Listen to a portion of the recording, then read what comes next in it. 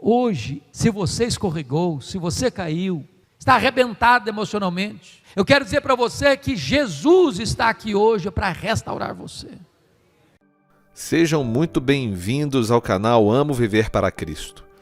O reverendo Hernandes Dias Lopes volta já, então não saia do vídeo. A restauração é um tema poderoso e recorrente na Bíblia. Deus é descrito como o grande restaurador, aquele que conserta o que está quebrado, cura o que está ferido e renova o que está desgastado. Hoje nós vamos explorar um pouquinho sobre este assunto. Vamos mostrar como Deus restaura vidas e oferece esperança e renovação para aqueles que confiam nele. Mas nós pedimos para que você curta, se inscreva, comente e também ative as notificações para nos ajudar no crescimento deste canal e na disseminação da mensagem do Evangelho de Cristo. A Bíblia nos assegura que Deus restaura aqueles que estão cansados e abatidos. Se você está nessa situação, você pode crer e ter certeza disso. Está escrito em Jeremias, no capítulo 31, verso 25: restaurarei o exausto e saciarei o enfraquecido. Este versículo nos lembra que Deus vê nosso cansaço e lutas, Ele se importa com isso.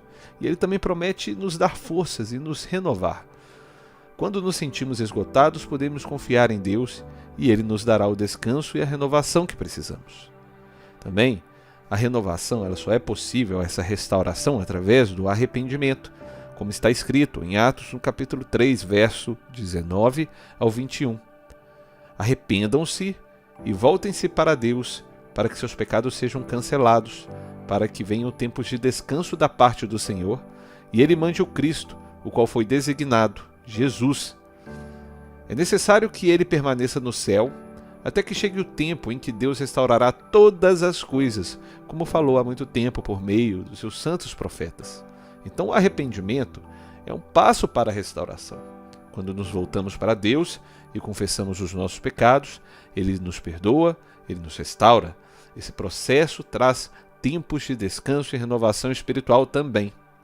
E a restauração ela só é completa em Cristo Jesus. Em Colossenses, no capítulo 2, verso 10, Paulo nos escreve: e estáis completos nele, que é a cabeça de todo o principado e toda a potestade. Em Cristo nós somos completos e restaurados. Ele é a fonte de toda a nossa restauração e renovação. Quando estamos em Cristo, experimentamos a plenitude da vida que Deus nos oferece. Então, meus irmãos, a restauração é muito importante e é essencial que você creia que nós somos filhos de um Deus que nos ama e Ele é restaurador. Quando você confia nele, você busca estar na presença do Senhor, tendo relacionamento com Ele, pode ter certeza que Ele vai renovar as suas forças. Agora abra o seu coração para ouvir a mensagem que o reverendo Hernandes Dias Lopes tem para trazer para você. Abra sua Bíblia comigo no texto de Lucas, capítulo 22. Para mim é sempre um privilégio estar aqui, uma alegria poder desfrutar da comunhão com os amados irmãos. Lucas 22, vamos ler a partir do verso 30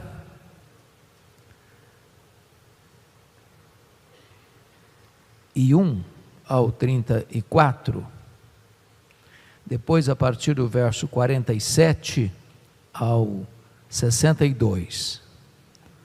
A partir do verso 31 está escrito assim, Jesus falando para Pedro: Simão, Simão, eis que Satanás vos reclamou para vos peneirar como trigo. Eu, porém, roguei por ti, para que a tua fé não desfaleça. Tu, pois, quando te converteres, fortalece os teus irmãos. Ele, porém, respondeu: Senhor, estou pronto a ir contigo, tanto para a prisão como para a morte. Mas Jesus lhe disse: Afirmo-te, Pedro, que hoje 3 vezes negarás que me conheces, antes que o galo cante. Verso 47. Falava ele ainda quando chegou uma multidão, e um dos 12, o chamado Judas, que vinha à frente deles, aproximou-se de Jesus para o beijar. Jesus, porém, lhe disse: Judas, com um beijo traz o Filho do Homem? Os que estavam ao redor dele, vendo o que ia suceder, perguntaram: Senhor, feriremos a espada? Um deles feriu o servo do sumo sacerdote e cortou-lhe a orelha direita. Mas Jesus acudiu, dizendo: Deixai, basta.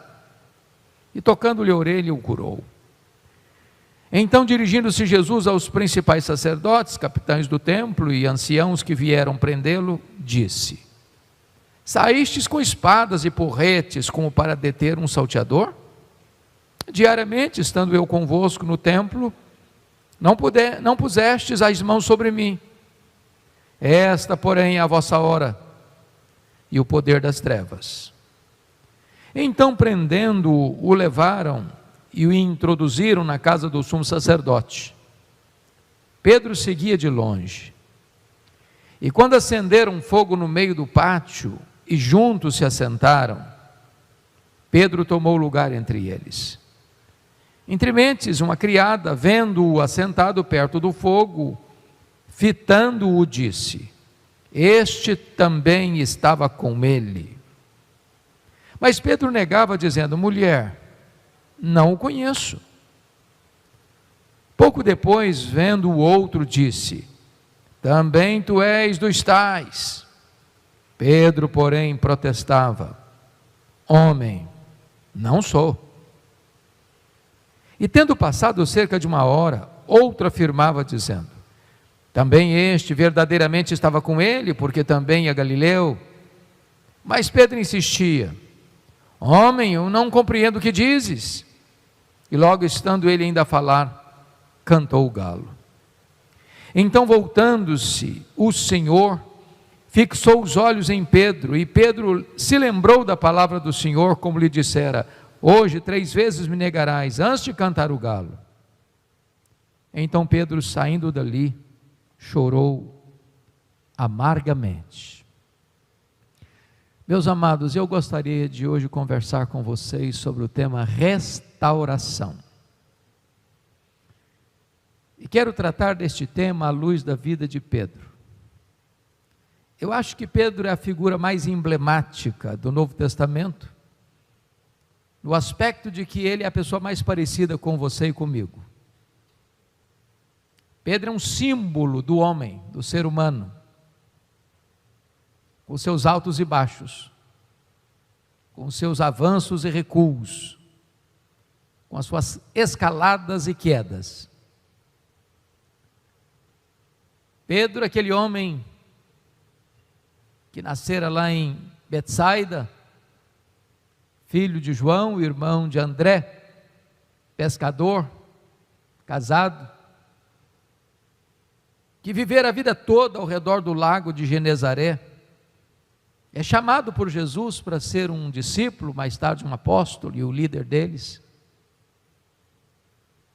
Mas Pedro nunca deixou de ser aquele homem impetuoso, sangue quente, falando às vezes sem primeiro refletir, tropeçando nas suas próprias palavras.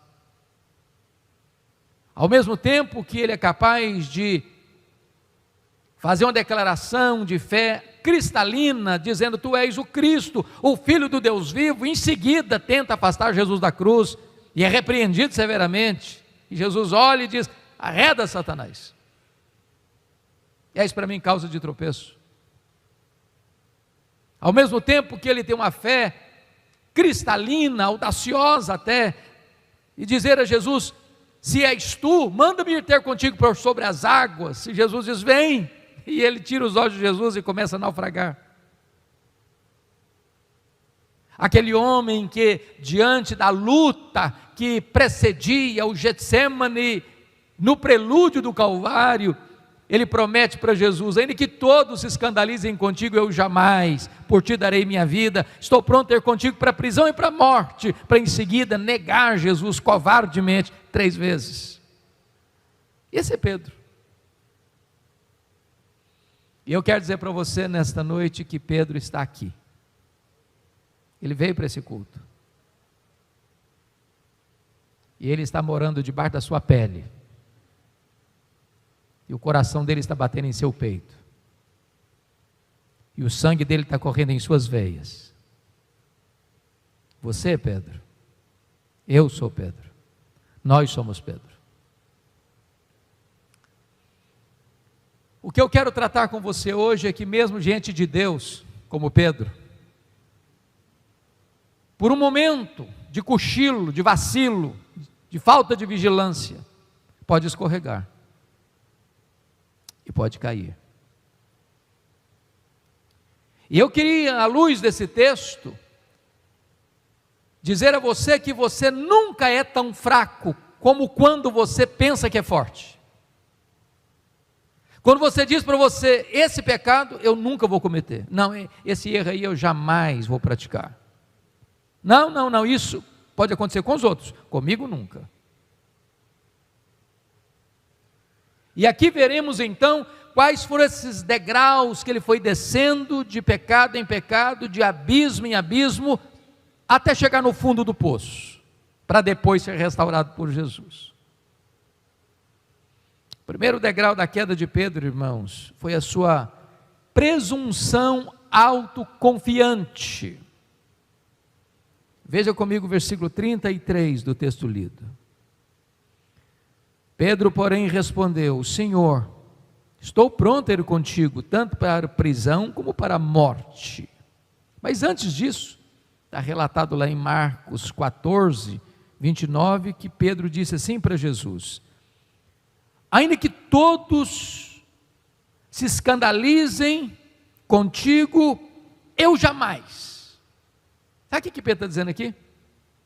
Eu sou melhor que os outros, sou mais crente do que os outros, sou mais fiel do que os outros, sou mais corajoso do que os outros. Eu acho que os outros não são tão leais a ponto de aguentarem pressão, mas eu nunca vou transigir, nunca vou ceder, nunca vou fraquejar, eu vou me manter de pé, seja qual for a situação, ainda que todos se escandalizem contigo, eu não vou me escandalizar. Nesse momento ele se julgou melhor que os outros, e não tem nada mais perigoso na sua vida do que você pensar que você é melhor que os outros, que você fazer um julgamento tácito dos outros, enaltecendo a você mesmo. Mas olha que Pedro está demonstrando aqui uma confiança exagerada em si mesmo. Estou pronto a ir contigo para a prisão e para a morte. O que ele está dizendo é o seguinte: do meu lado a corda não rói. Eu sei que eu sou capaz. Eu sei que comigo não há perigo de infidelidade. E sabe, irmãos, quantas vezes o primeiro degrau da nossa descida está exatamente aí, em que olhamos no espelho e damos nota máxima para nós mesmos, e nos julgamos inexpugnáveis, inatingíveis, intocáveis pela tentação, pelo perigo. Segundo degrau da queda de Pedro, foi quando lá no Getsêmani ele demonstra indolência e dorme na luta mais renhida da história. Diz a Bíblia que Jesus está descendo, saindo do cenáculo, alerta para eles: nesta noite, todos vós vos escandalizareis comigo, como está escrito: ferirei o pastor e as ovelhas ficarão dispersas. Jesus se aproxima de Pedro e diz: Satanás vos requereu para peneirardes como trigo, mas eu roguei por ti para que a tua fé não desfaleça. Aí Jesus entra no Getsêmani, deixa 8 dos discípulos para trás, pega Pedro, Tiago, João, quando está sozinho com eles, abre o coração e diz: a minha alma está profundamente triste, angustiada até a morte, ficai comigo, vigiai comigo. E Jesus avança para o interior do jardim, se prostra com o rosto no chão, clamando aquele que podia libertá-lo da morte, e em lágrimas copiosas diz: Pai, se possível passe de mim este cálice, sem que eu o beba. E diz a Escritura que quando Jesus volta para os três, eles estão dormindo. O mesmo Pedro que prometera estar com ele, pronto para a prisão e para a morte, está dormindo. E é curioso que Jesus não acorda os três, não, Jesus acorda o Pedro. Pedro, nem uma hora pudeste vigiar comigo? Vigiai e orai para que não entreis em tentação. O espírito está pronto, mas a carne é fraca. Jesus volta para o segundo período de oração, e diz a Bíblia que ele luta uma batalha de sangrento suor. Um anjo vem para consolá-lo. Quando volta para os três discípulos, Pedro e seus colegas estão dormindo de novo. E Jesus volta para o terceiro round de oração, e agora ele não só chora, agora ele sangra. Quando ele volta para os discípulos, estão dormindo de novo. E Jesus dá uma sacudidela neles e diz: ainda dormis e repousais? Acordai, vamos-nos, o inimigo se aproxima. Quantas vezes, meus irmãos, a gente cochila e dorme espiritualmente, na hora mais acesa da batalha, na hora que nós deveríamos estar de joelhos, prostrados diante de Deus em oração, para nos livrar do mal, para nos livrar do maligno.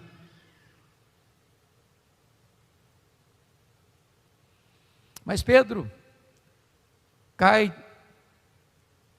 no terceiro degrau, pela precipitação. Quando diz a Bíblia que Jesus deu aquela sacudidela neles: vamos, acordai, vamos-nos, o inimigo se aproxima. Diz o texto que Judas Iscariotes está capitaneando a turba, uma guarnição militar do Sinédrio e do Império Romano, que vai armado até os dentes, com paus, com porretes, com espadas, com tochas, porque dá de noite. E diz a Escritura que Pedro a levanta assim atabalhoado e pega a espada e decepa a orelha do Malco. Ele não entendeu a natureza da luta, e ele entra numa luta errada, com as armas erradas, com a motivação errada, lutando contra a pessoa errada, usando armas carnais numa guerra espiritual. E Jesus diz para ele: guarda essa espada. Se eu precisasse desse tipo de ajuda, eu rogaria ao Pai, e Ele me mandaria 12 legiões de anjos, em outras palavras, 72 mil anjos, em outras palavras ainda, uma legião, 6 mil anjos para cada um de vocês discípulos, e mais outra para mim. Quantas vezes, meus irmãos, nós entramos em lutas, em batalhas, às vezes até físicas, de palavras, de gestos, de atitudes beligerantes, belicosas, com agressividade, usando armas carnais, quando a luta é espiritual. É por isso que a Escritura diz que a nossa luta não é contra sangue e carne, mas contra principados e potestades, contra dominadores deste mundo tenebroso, contra forças espirituais do mal nas regiões celestes. Seu problema não é seu pai, não é sua mãe, não é seu sogro, não é sua sogra, não é seu vizinho, não é seu filho, sua filha, não é o seu patrão, não é o seu vizinho que talvez você está lá chateado com ele. O seu problema é espiritual. Mas aí vem o quarto degrau da queda de Pedro. Confira comigo, por gentileza. Lucas 22, 54. Então, prendendo-o, levaram e o introduziram na casa do sumo sacerdote. Pedro seguia de longe. É curioso que quando Jesus foi preso, Jesus disse para os sacerdotes e escribas que vieram junto com a turba para prender Jesus, porque esse foi o alerta de Judas: olha, tem que ir muita gente, tem que ir um exército. Se resolver enfrentar, ninguém lida com ele, ele faz milagres, se for pouca gente vai passar vergonha. E essa guarda militar todinha foi confiada a Judas, diz o texto bíblico. Judas vem com uma senha, está de noite, você conhece Jesus e conhece o local, aquele a quem o beijar é ele, prendei-o e levai-o em segurança, disse Judas. Quando eles botam a mão em Jesus, Jesus diz assim: eu preguei, ensinei todo dia, publicamente, lá no templo, vocês não botaram a mão em mim. Sabe por que vocês estão me prendendo agora? Não é porque vocês são mais fortes, não. É porque esta é a vossa hora. Esta é a hora das trevas. E quando eles botam a mão em Jesus, os discípulos, acovardados, fogem. E diz o texto que o valente Pedro, que o corajoso Pedro, que se julgava melhor do que os outros, que disse para Jesus que estava pronto a ir para a prisão e para a morte com ele, a se acovarda, e passa a seguir Jesus de longe. Ele não quer perder Jesus, mas também não tem peito, nem coragem, nem tutano espiritual para dizer: eu sou discípulo dele, eu estou do lado dele, se vai prender Jesus, prenda a mim também, se é para condenar Jesus, condena a mim também, se é para matá-lo, me mate a mim também. Não, ele se acovarda. Preste atenção nisso, irmãos, ninguém vai caindo assim de uma hora para outra, é degrau em degrau, é de abismo em abismo, cede um pouquinho aqui, cede um pouquinho ali, cede um pouquinho acolá, transige um pouquinho aqui, transige um pouquinho ali, transige um pouquinho acolá, e de repente a pessoa já está seguindo a Jesus de longe, não deixa a igreja, até frequenta de vez em quando, mas é um olho em Jesus, outro olho no mundo, já não tem mais compromisso, já não tem mais aliança, vai seguindo de longe, Mas Pedro cai mais um degrau, quinto degrau da queda de Pedro, irmãos, olha aí comigo, versículo 55, e quando acenderam fogo no meio do pátio, e juntos se assentaram, Pedro tomou lugar entre eles. Más companhias. É mais um passo. Seguir Jesus de longe é a mesma coisa que estar perto de pessoas erradas. Nenhum crente vai andar em más companhias se primeiro não começa a andar com Jesus de longe. E agora ele está quebrando aquilo que ele conhecia da palavra de Deus. Bem-aventurado é o homem que não anda no conselho dos ímpios, não se detém no caminho dos pecadores, nem se assenta na roda dos escarnecedores. Agora está ali o Pedro ouvindo palavras de blasfêmia contra Jesus e calado, sem reagir, sem se posicionar, acovardado. Quantos crentes, meus irmãos, que se acovardam numa sala de aula, numa faculdade, numa empresa, no meio da parentela, perto da vizinhança, e as pessoas zombam, e as pessoas blasfemam, e as pessoas escarnecem, ela está lá, fazendo parte nessa roda, acovardados, calados, emudecidos pela covardia. Era impensável você pensar em Pedro, aquele grande líder, chegar a esse ponto. Mas tem mais um degrau que ele desce.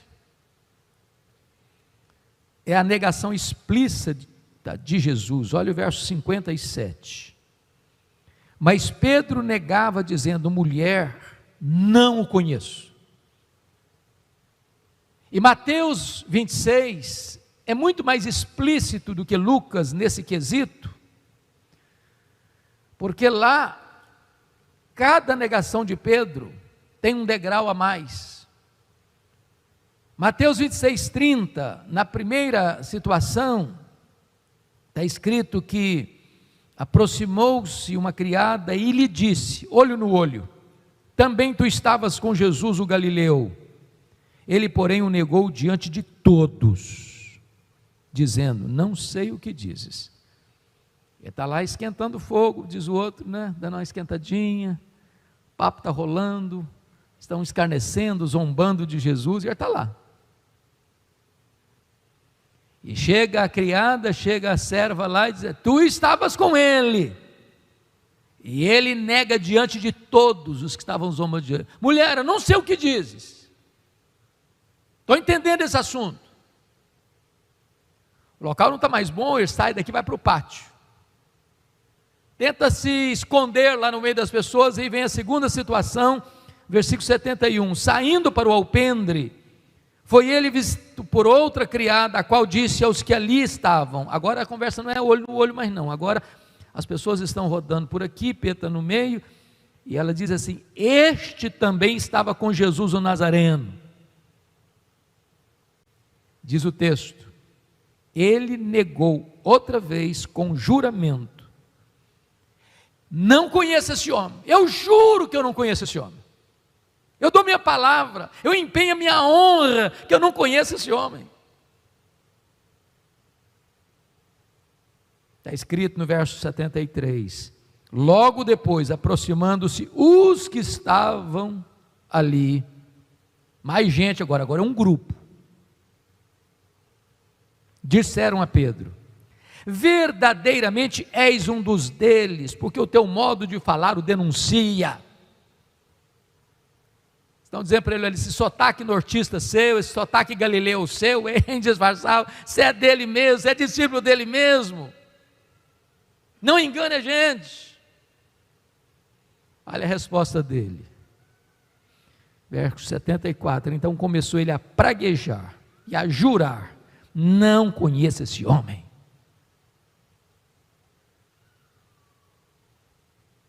As coisas começam, irmãos, às vezes uma gota, às vezes uma fendazinha, uma barragem, daqui a pouco vira um desastre, uma inundação.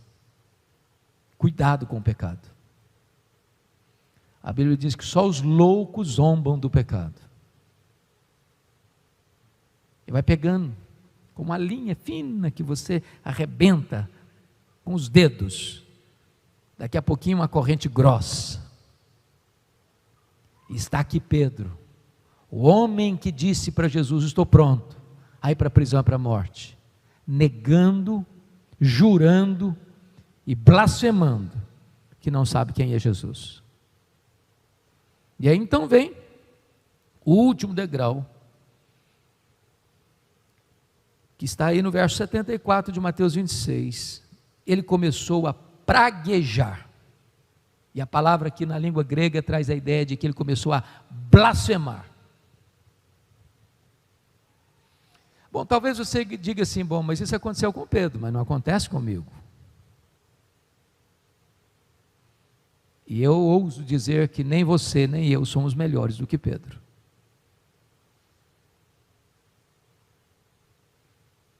Cuidado com o sentimento de que você é forte, que você está blindado, que nunca pode acontecer com você. Vigie, acautele-se, cuidado. Gente de Deus, se não tomar cuidado, pode escorregar e cair. Mas, amados irmãos, sabe o que me impressiona? É que agora tem restauração, e o que é maravilhoso é que hoje, se você escorregou, se você caiu, se você está triste, se você num dado momento da sua vida transigiu com aquilo que você achou que nunca ia transigir, está arrebentado emocionalmente, eu quero dizer para você que Jesus está aqui hoje para restaurar você, para libertar você, para perdoar você, para dar uma nova chance a você, para recomeçar uma nova história na sua vida. E nós veremos a partir de agora, que assim como ele teve 7 graus na sua queda, ele terá que subir 7 degraus na sua restauração. E o primeiro degrau da sua restauração, meus amados irmãos, está aí em Lucas 22, 61, confira comigo. Olha o que está escrito, versículo 61. Então, voltando-se o Senhor, fixou os olhos em Pedro, E Pedro se lembrou da palavra do Senhor, como lhe disseram: hoje 3 vezes me negarás, antes de cantar o galo. Primeiro degrau da restauração, irmãos, é o olhar benevolente, gracioso, misericordioso de Jesus. Cantamos aqui hoje que os seus olhos são como chamas de fogo. O olhar de Jesus penetra nas profundezas da nossa alma, abre as gavetas secretas do nosso coração. O olhar de Jesus devassa os corredores escuros da nossa alma. O olhar de Jesus chega naquelas regiões sombrias que nós tentamos jeitosamente esconder das pessoas. Ele nos penetra por dentro com o seu olhar, e é um olhar de benignidade, é um olhar de misericórdia, é um olhar de compaixão, é o olhar restaurador, porque o olhar de Jesus não nos leva ao desespero, o olhar de Jesus nos leva à palavra. Lembrou-se da palavra do Senhor. Hoje Jesus está olhando para você, para que você se lembre da sua palavra, para que você se lembre dos alertas, para que você se lembre do que Ele falou para você, e você volte para Ele arrependido, quebrantado, porque há cura, há bálsamo, há refrigério, há restauração para a sua vida. É o olhar de Jesus, é o olhar de Jesus, e Ele está olhando para você hoje, compassivamente, misericordiosamente, para perdoar e restaurar a sua vida.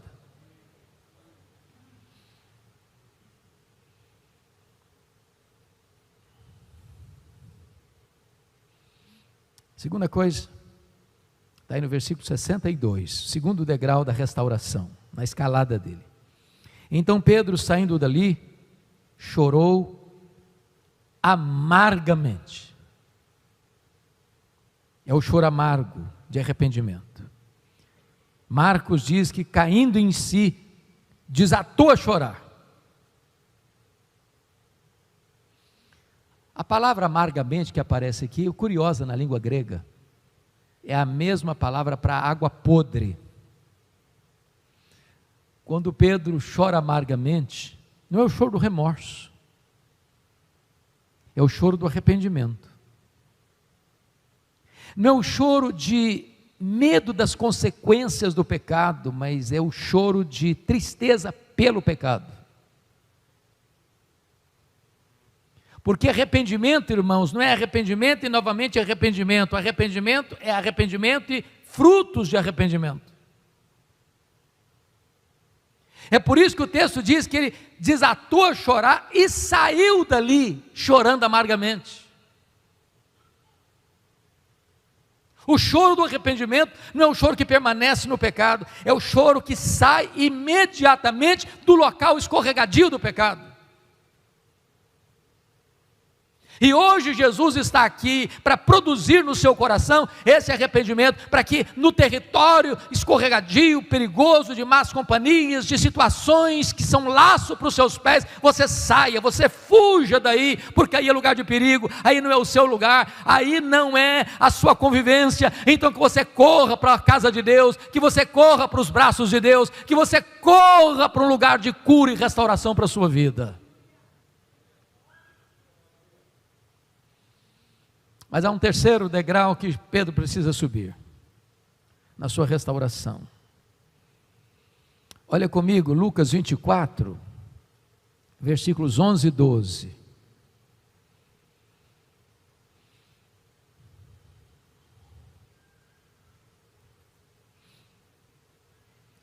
Tais palavras lhes pareciam como delírio, e não acreditaram nelas, nas mulheres da Galileia, que deram testemunho da ressurreição de Jesus. Pedro, porém, levantando-se, correu ao sepulcro, e abaixando-se, nada mais viu, senão os lençóis de linho, e retirou-se para casa, maravilhado do que havia acontecido. Meus amados, o terceiro degrau da restauração de Pedro foi o impacto do túmulo vazio.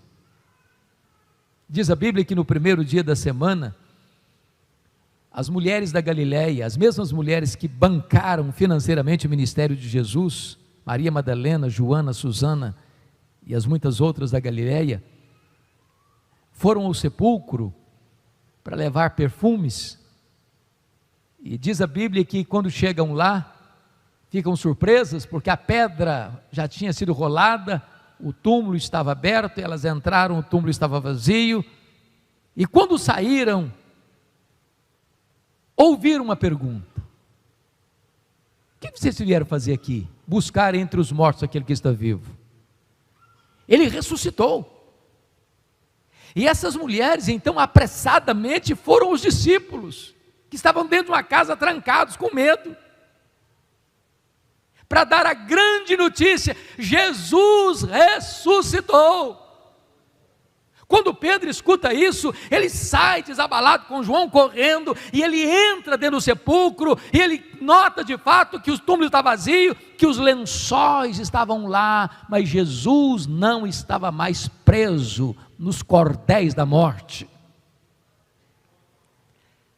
Traz isso certamente à memória de Pedro, as muitas vezes que Jesus alertou para eles, que ele iria sim ser entregue nas mãos dos principais sacerdotes e escribas, que ele morreria, que ele seria crucificado, mas que ele ressuscitaria ao terceiro dia. E quando Pedro escuta isso, e vê o túmulo vazio, e vê os lençóis, esta mensagem impacta a sua vida, e ele volta para casa maravilhado.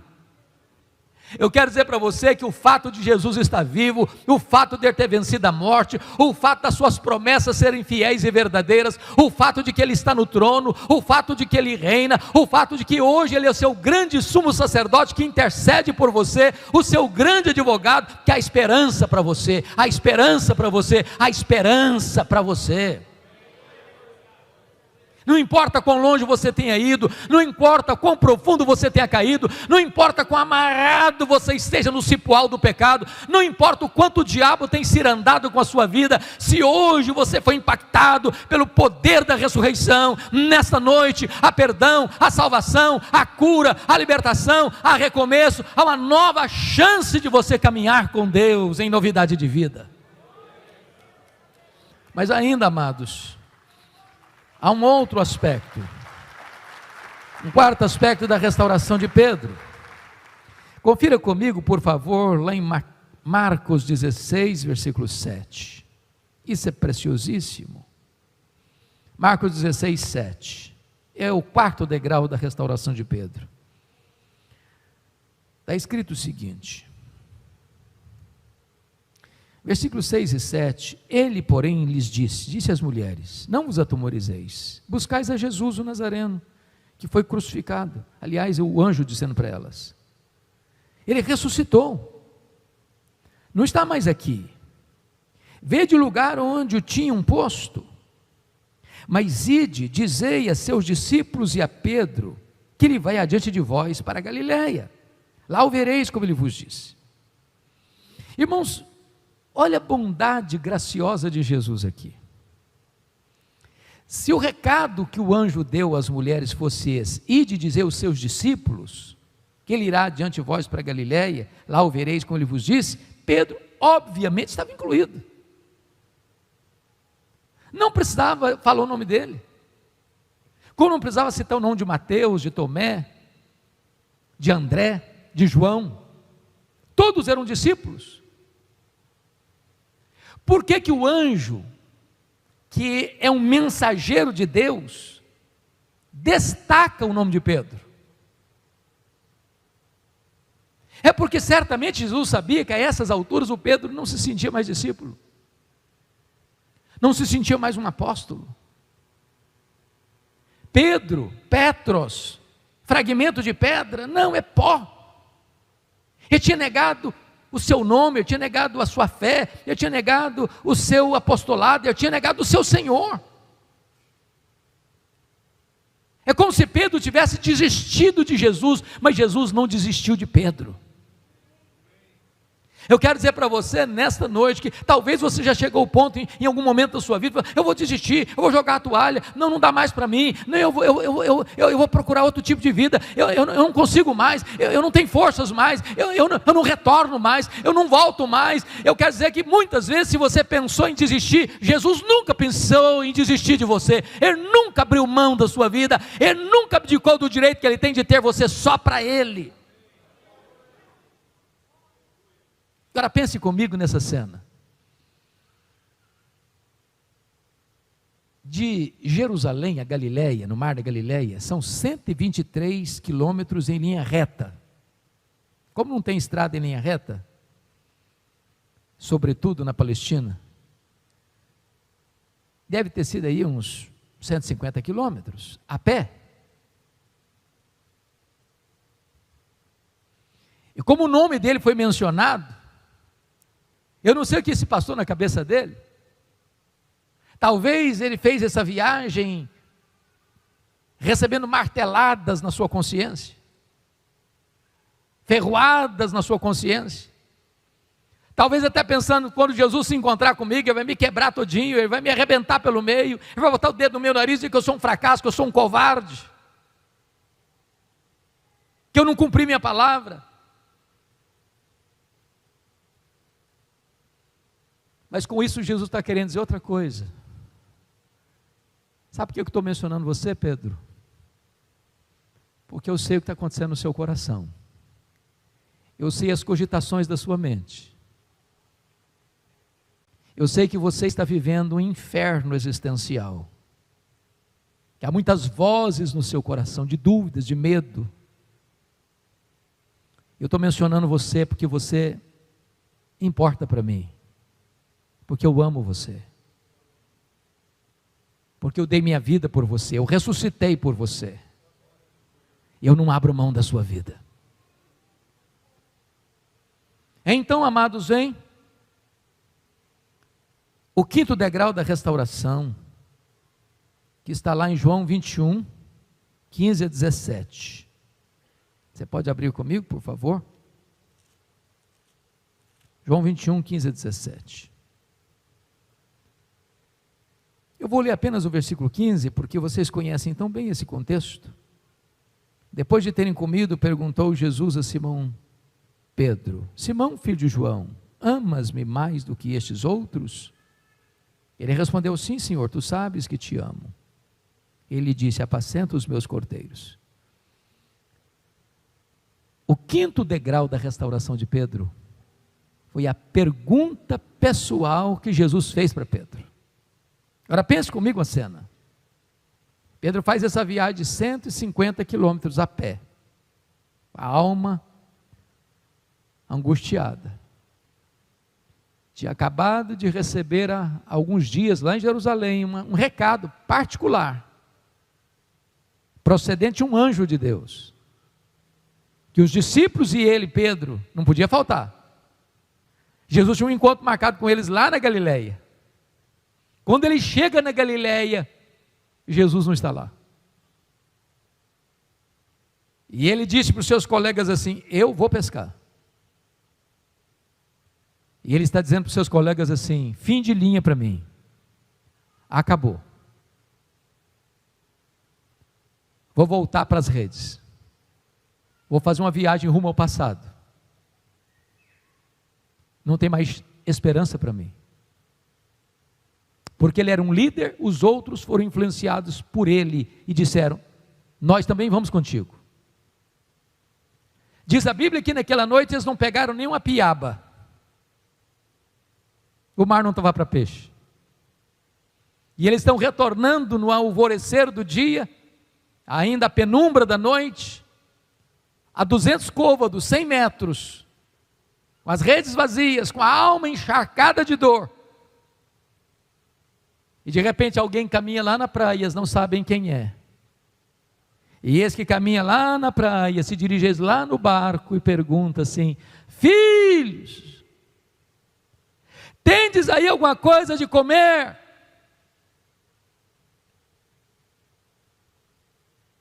Há nessas palavras, irmãos, uma tonelada de graça.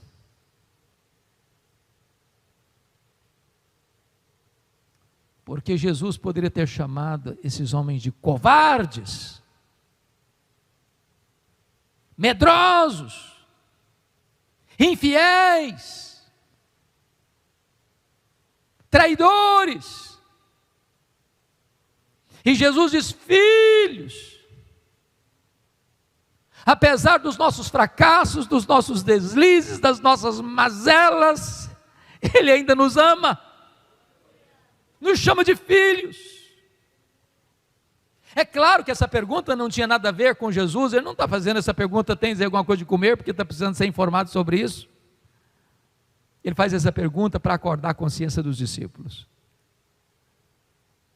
E quando eles respondem não, Jesus diz: então lançai a rede à direita do barco e achareis.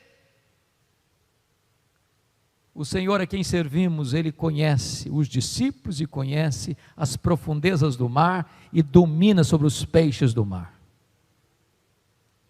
Jesus manda na mesma hora um cardume para o lado direito do barco. Um cardume especial, com peixes especiais, 153 grandes peixes. Quando eles jogam a rede,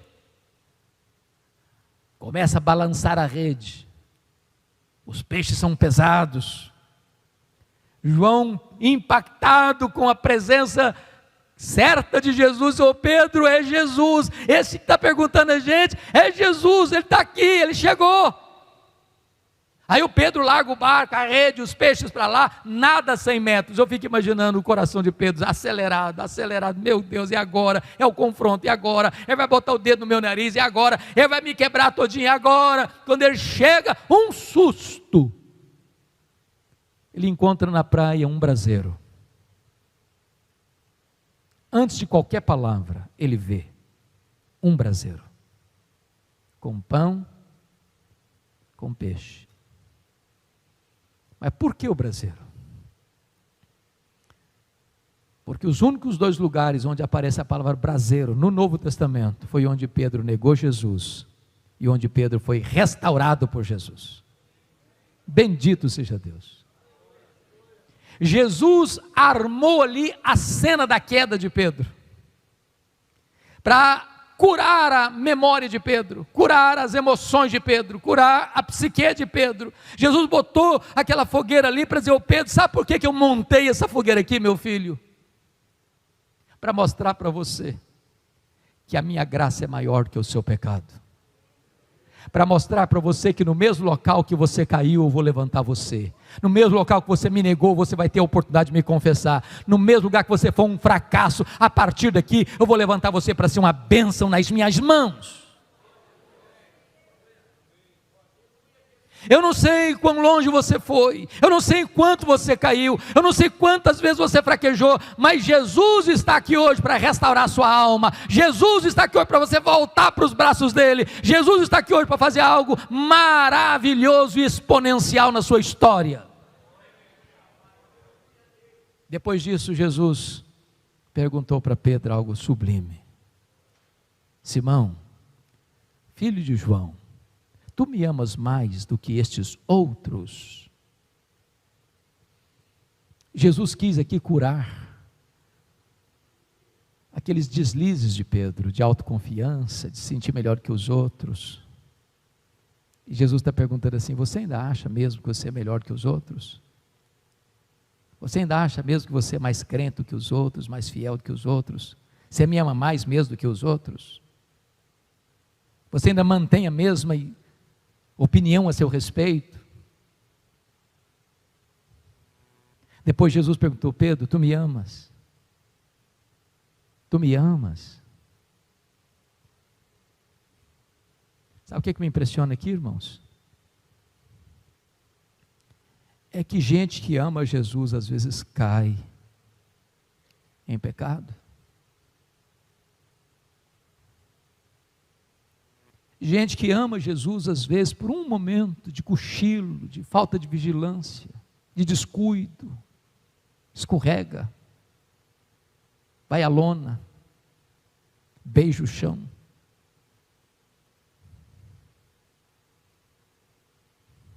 Tu me amas. Mas se você ama Jesus, tem esperança para você. Tem uma nova chance para você. Tem restauração para você. Tem perdão para você. Tem recomeço para você.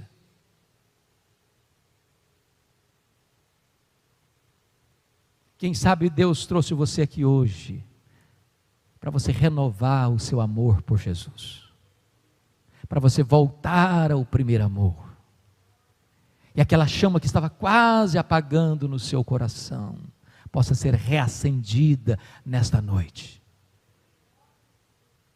Você ama Jesus? Se você ama Jesus, tem recomeço para você a partir de hoje.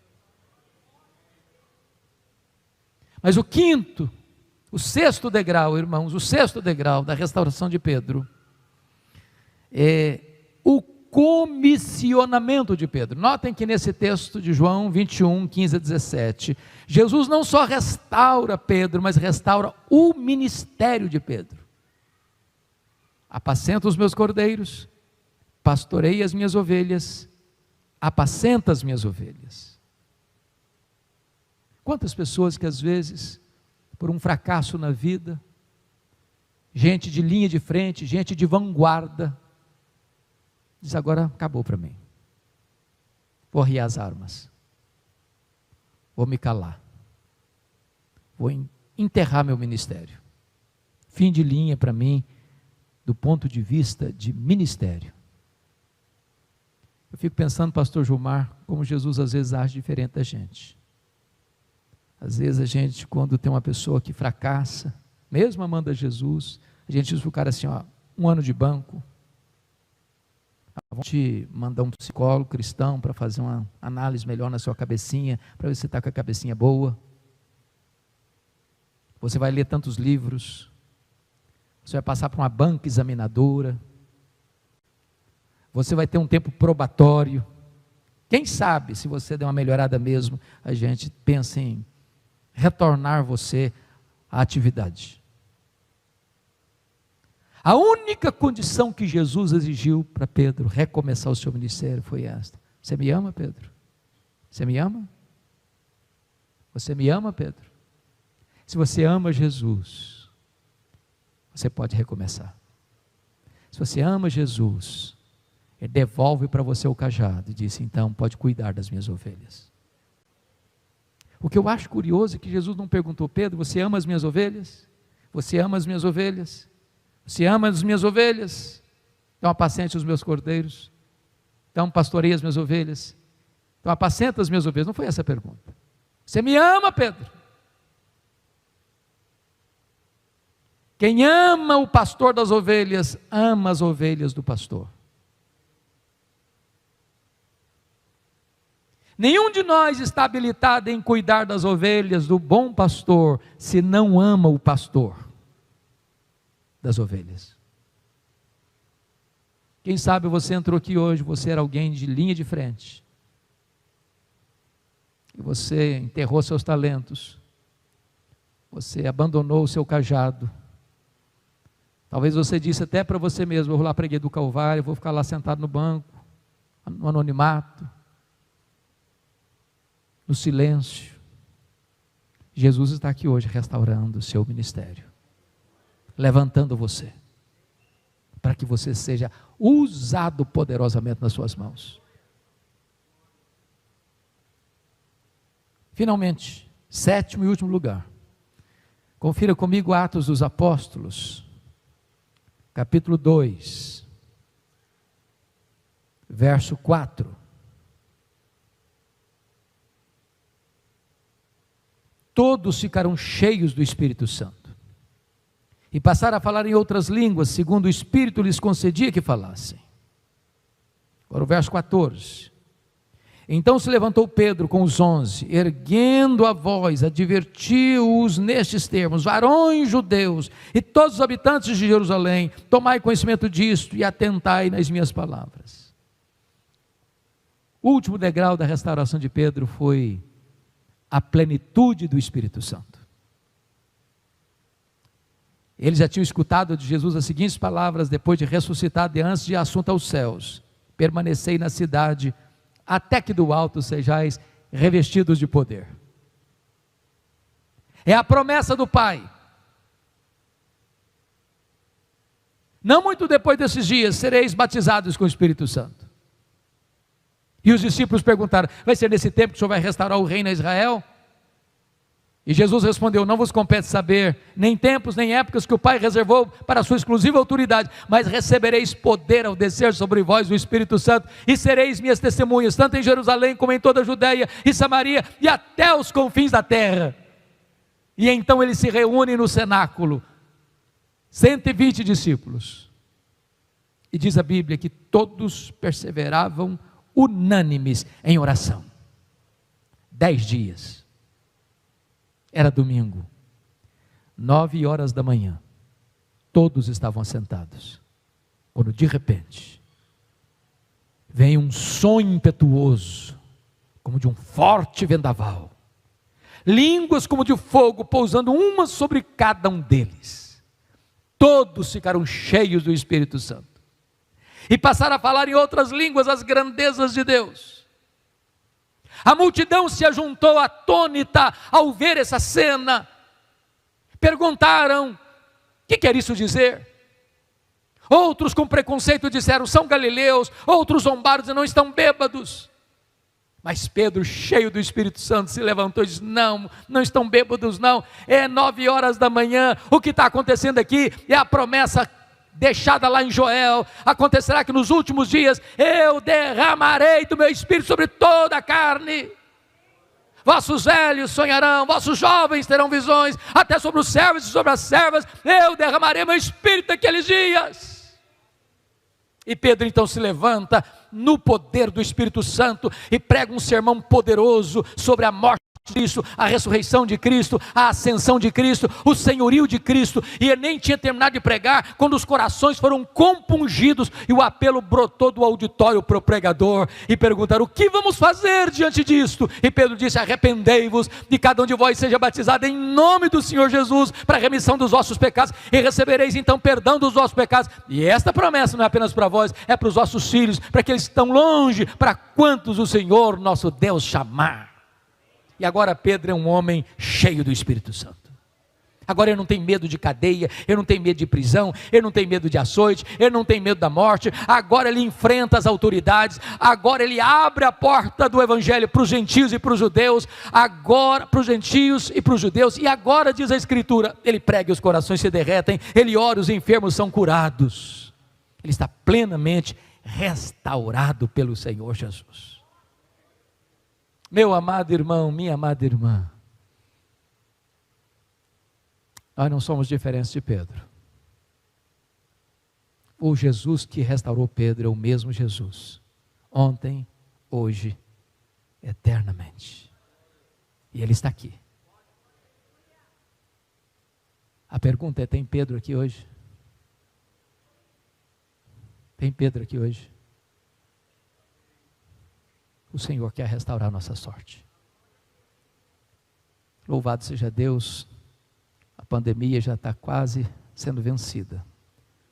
E eu queria hoje, se o pastor Gilmar me permitir, orar por vocês. E se você deseja hoje esta plena restauração de Deus no seu coração, você se levantasse do seu lugar, viesse aqui à frente, eu quero orar por você, em nome de Jesus. Pode vir, eu quero orar por você. Levante-se e venha. Levante-se e venha.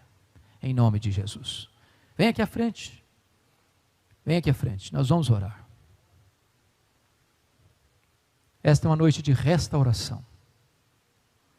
De recomeço para a glória de Deus.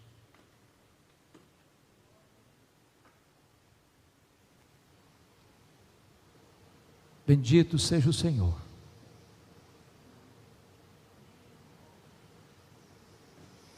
Eu quero dizer a vocês que Jesus está aqui e o olhar dele é o mesmo. Você sabe qual é a área da sua vida que hoje está precisando de restauração? Restauração no seu coração, restauração no seu casamento, restauração na sua família, restauração na sua vida espiritual. Talvez você está aqui hoje, o seu altar está quebrado, precisa ser reconstruído. Talvez você estava seguindo Jesus de longe, de longe.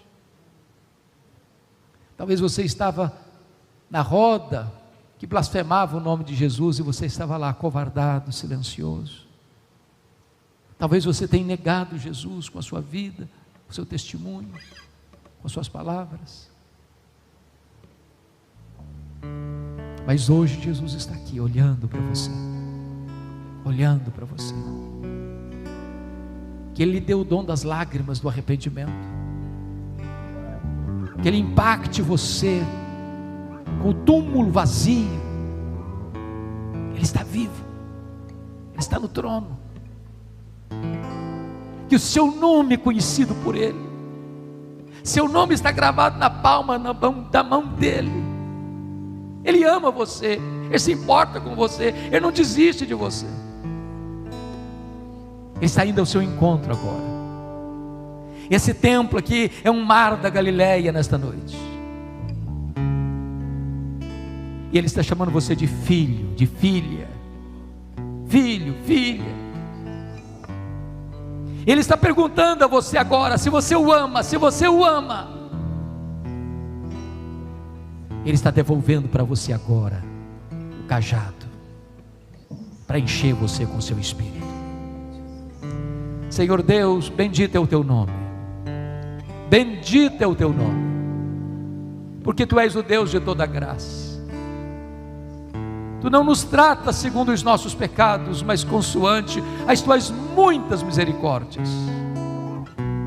Nesta noite nós te pedimos, Pai, perdoa-nos, lava-nos, purifica-nos, restaura-nos, cura-nos,